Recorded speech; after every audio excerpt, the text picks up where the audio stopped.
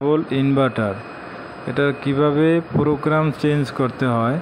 প্রথম আপনার প্রোগ্রাম মেনুতে যেতে হবে, তারপরে P001 সিলেক্ট করতে হবে। সিলেক্ট করে দেখা যায় যে আপনার আপ ডাউন কি বাটনটি প্রেস করতে হবে। আপে আপনার বাড়বে, ডাউন কিতে আরও কিতে কমবে। তো এইভাবে আমরা একটি প্রোগ্রাম চেঞ্জ করে কমিয়ে বাড়িয়ে আপ ডাউন করে তারপরে ইন্ড মানে প্রেস করলে ইন বাটনে আপনার প্রোগ্রামটি সেভ হবে।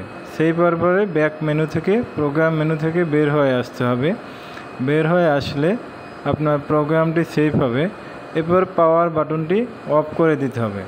পাওয়ার বাটনটি অফ করে দিয়ে কিছুক্ষণ পরে পাওয়ারে যখন অফ হয়ে যাবে, অফ হয়ে যাওয়ার পরে প্রোগ্রামটি পুনরায় ইনভার্টারটি চালু করতে হবে।